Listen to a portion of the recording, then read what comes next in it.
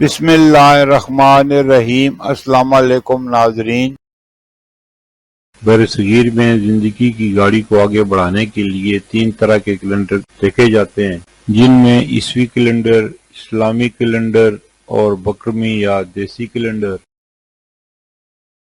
عیسوی کیلنڈر کے حساب سے 18 جون 2025 دن بدھ کا، ہجری یا قمری کیلنڈر کے حساب سے پاکستان، بھارت، بنگلہ دیش اور دیگر ممالک میں 21 ذی الحج 1446 ہجری دن بدھ کا، سعودی عرب اور دیگر خلیجی ممالک میں ہجری یا قمری کیلنڈر کے حساب سے 22 ذی الحج 1446 ہجری دن بدھ کا، سعودی عرب اور دیگر خلیجی ممالک قمری کیلنڈر کے حساب سے ہم سے ایک دن آگے ہیں۔ بکرمی یا پنجابی کیلنڈر کے حساب سے 4 ہاڑ 2082 دن بدھ کا۔ ماضی کے دریچوں سے چند واقعات جو پاکستان اور مسلمانوں سے متعلق ہیں۔ 18 جون 656 حضرت عثمان رضی اللہ تعالیٰ عنہ کے قتل کے بعد حضرت علی ابن ابی طالب رضی اللہ تعالیٰ عنہ کو مدینہ میں چوتھا خلیفہ منتخب کیا گیا۔ آپ خلافت راشدہ کے چوتھے خلیفہ تھے، جنہوں نے 661 عیسوی تک حکومت کی۔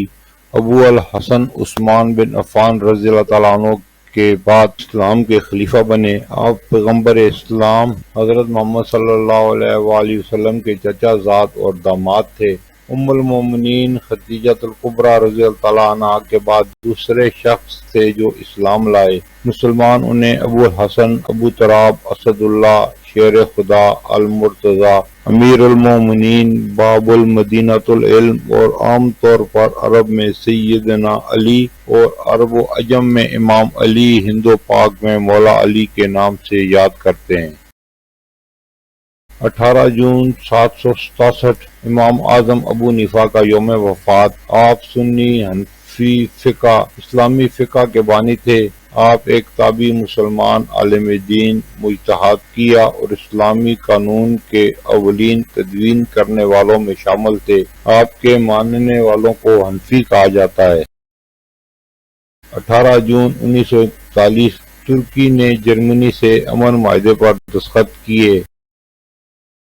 18 جون 1953 انقلاب مصر میں جمہوریت کا اعلان، محمد علی کی بادشاہت کا خاتمہ ہوا۔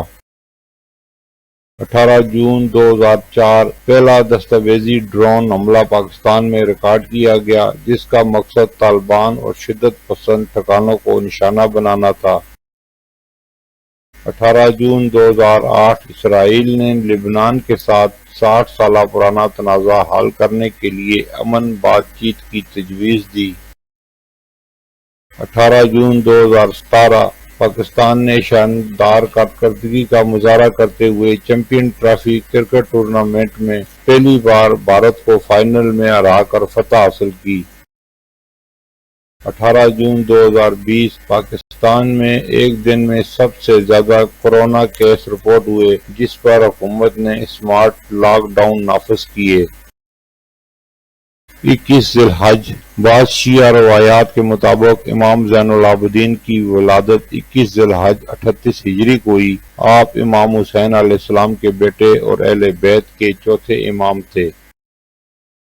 پھر ملیں گے اگلی ویڈیو میں، جب تک دیجیے مجھے اجازت، اللہ حافظ۔